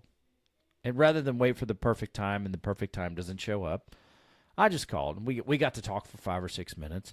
But I'd rather spend 5 or 6 minutes on the phone than try to wait for the perfect time and make 2 weeks go by again or 3 weeks or whatever. So if there's anything from my friend, my really good friend passing away, I think Neville Johnson said it really eloquently one time, and I'm going to butcher it, but when people in your life pass away and it's too soon, if you've lived 80, 90 years, you had a great run. If you're in your early 50s, that's too soon. That's just my own personal opinion.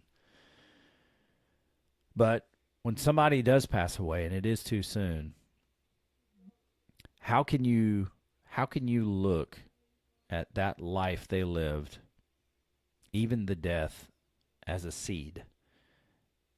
And this is the part I added to it, because when a seed goes in the ground, it has to die before it can live, so to speak. And then whatever grows out of that, whatever fruit that is what that seed now bears. So, what would the fruit in your life be from the impact that person made in your life? How could it make us all better? How could it sober us all up to be more intentional about our relationships? How could this tragedy, this painful situation, turn into some kind of good? And that's the point where I look at it and I say, you know what? What's the best way for me to honor our friendship, but to go to do my best from the heart to be these things to other people? Because he was really great things for me, especially when I moved here.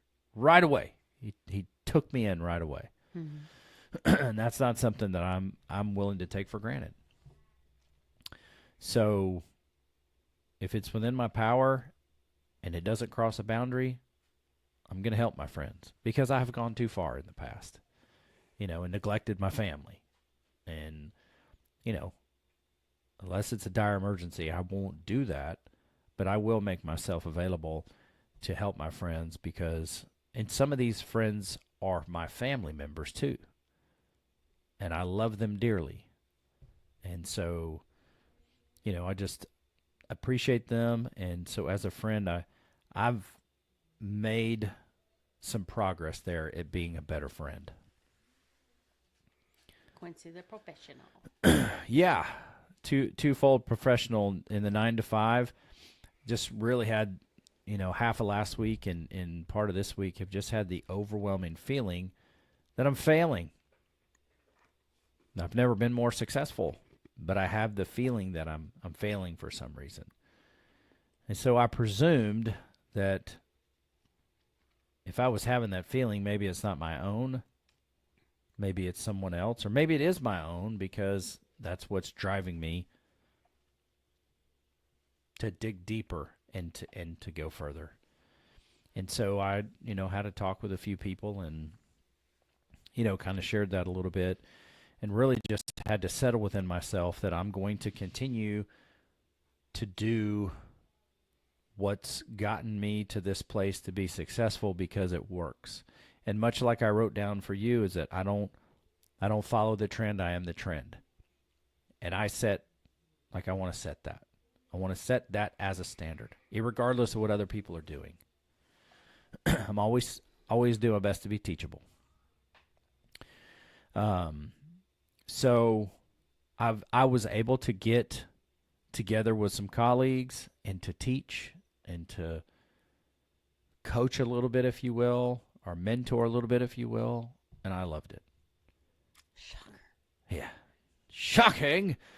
And so, that part I did. And then I came to a realization that when it comes to the podcast, because I have a 9 to 5 that... That's not really a 9 to 5, but yeah. Yeah, I just call it 9 to 5 because that's what it, Yeah. that's the day job that goes day and night. But when it comes to this podcast, I'm doing it, but I'm not competing at the same standard or level of excellence as I do in my 9 to 5. And what's at stake if I don't up my game and compete? There's a lot at stake. That means the platform doesn't grow and people don't get the message that they otherwise could have because they need it. So, like I told you, I've got to become a killer. I've got to do it. I've got to start to compete on this podcast and with no one else, because I don't really compete with anybody in the field except for what my standard is. So it's got to be applied here, because there are men and women, there are marriages, there are people who are divorced and want to find love again that need what it is that we have to offer them. And I've always endeavored to do the podcast like millions of people are listening, because I feel like that's the way to honor my calling and what I'm doing. But the dog's got to come out, and I have to start competing with the content. I got to start competing with a higher standard of content, consistency. And I do an email, a weekly email most of the time for work. And it has made me famous at work. I'm not even kidding. Matter of fact, somebody that I met in person for the first time, I've talked to him over the phone, but I met him in person this time, and it's like, oh, the man behind so-and-so.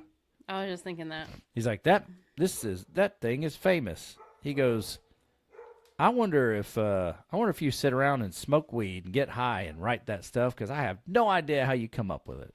Which is a great compliment, because I enjoy doing it. We live in Texas, not Oklahoma. But we don't have the great Willie here.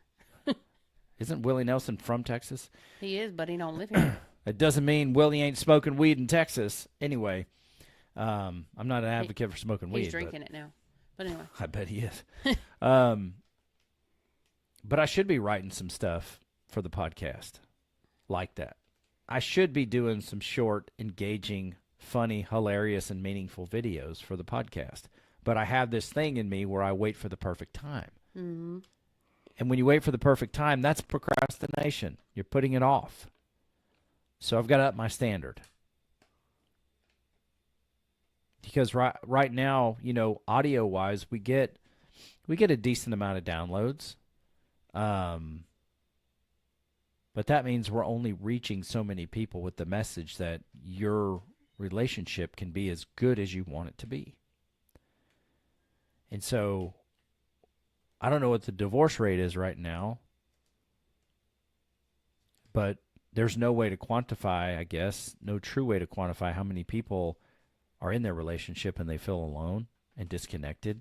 Yeah. And they're living separate lives. They didn't want to, but that's what it's become.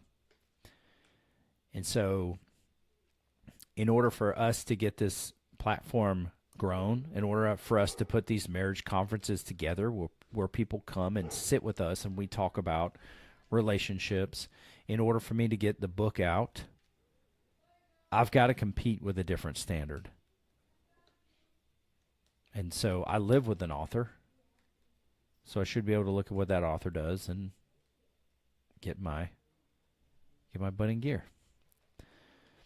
So that's where it's at, and I have another professional that does podcasting that's willing to help me. I got tripped up because we got involved in a business with a dirty, rotten scoundrel with a lowlife, liar, and a thief.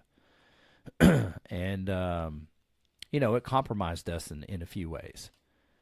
And so that will be coming to an end soon, I believe. And so I'll be ready to close that chapter. In the meantime, I have to prepare, I have to set the standard, and I have to attack relentlessly in order to reach the people. And so that is my goal. And there's nothing else open. Nothing open? I mean, no. This weekend I've got a healthy lineup of podcasting. We got a couple episodes we're going to record of Men Talking Marriage, which I'm excited about. I'm going to record an episode with my Bible school professor. He's coming on to talk about a new program that he has. I think it's called Indestructible Leaders for young leaders. I'm stoked about that. Put a lot of work into the clothing line, and got some clothing out there. I'm going to be buying more and rocking it out there, just like I encourage you guys to do. And but other than that, there's nothing else open. That's the check-in. That's the check-in. I'm going to show you guys something real quick before we close this thing out. Let me present share screen. And share screen. And I'm going to show you this, okay? If you're not on video, I love you. Please come check it out. Look at the last few minutes of this. Thank you for listening. I see the downloads. I see where you're downloading from. I don't have your personal information, but what state you download from, or what country you download from as well. But if you are watching this, just stick around for a second. I put some work in to the clothing line, and I'm very excited about it. So if you look at Man versus Marriage here, and just go to all the gear. I have some of this clothing line. There's a little bit of crossover too, but there is this thing. It's called Life Changer, Brute, and that Brute is that heavyweight T-shirt.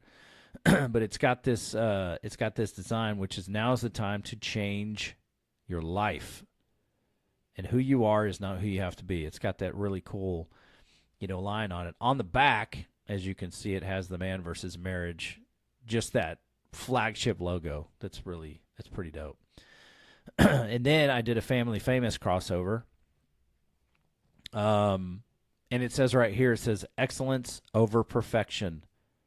Live the standard. And it's got the wolf in it from Family Famous. And I think it is so dope. Got it in a few colors. Got that beautiful Man versus Marriage, yellow and black. So very, very excited about it.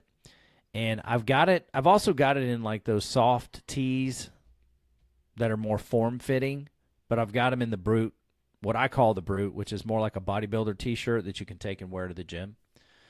And then I put something on Family Famous as well. Did I do something? Oh, yes, I did. This really cool shirt I added, which I'm going to get here pretty soon. It's called Men Be Legendary Where It Matters at Home, and it's got the wolf on it. I need to cut out because we have guests, and it do is it, baby. 8:30, and I need to go make supper. So yep, do it. That is it for me. I will see y'all next time. It's on you now, baby. It is on me. All right. I'll remove you from the stage. Thank you. And then let me go back over here. I just want to continue to show you guys this 1 minute. So on the back, it says it to be legendary where it matters most at home. And I love that because, you are a walking billboard. So if you want to inspire other dudes to be better men that don't know you, then you can rock the brand.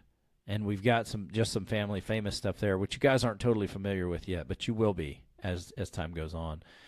And then I got some really cool Quincy Moran stuff, which tonight you can see the Hustle Mania.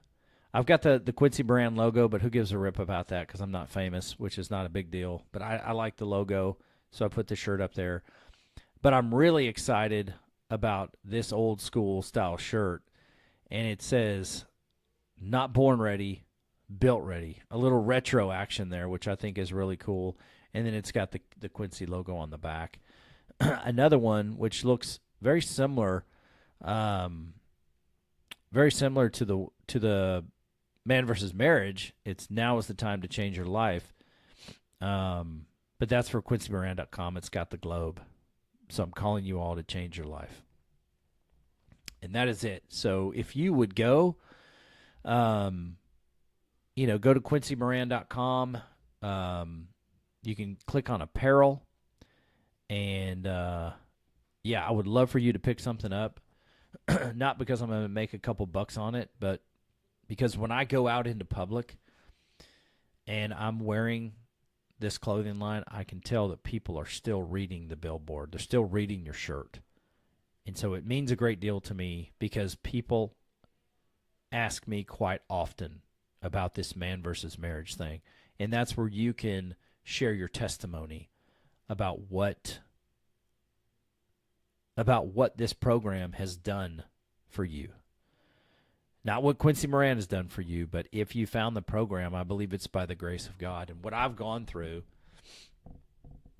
he's been able to turn into good for your behalf. So that is it. Email us, Quincy at mvsmpodcast.com. A couple of quotes here. Remember what Ed Milet said, life is not happening to you, it's happening for you. And then this other one that hits hard from Andy Frisella. People have the right not to believe if you've displayed you're not worthy of belief. And I'll tell you, important there. All right, ladies and gentlemen, that's it for this episode of Man versus Marriage. She is Jeanne Moran. I'm Quincy Moran. This is Man versus Marriage, the podcast.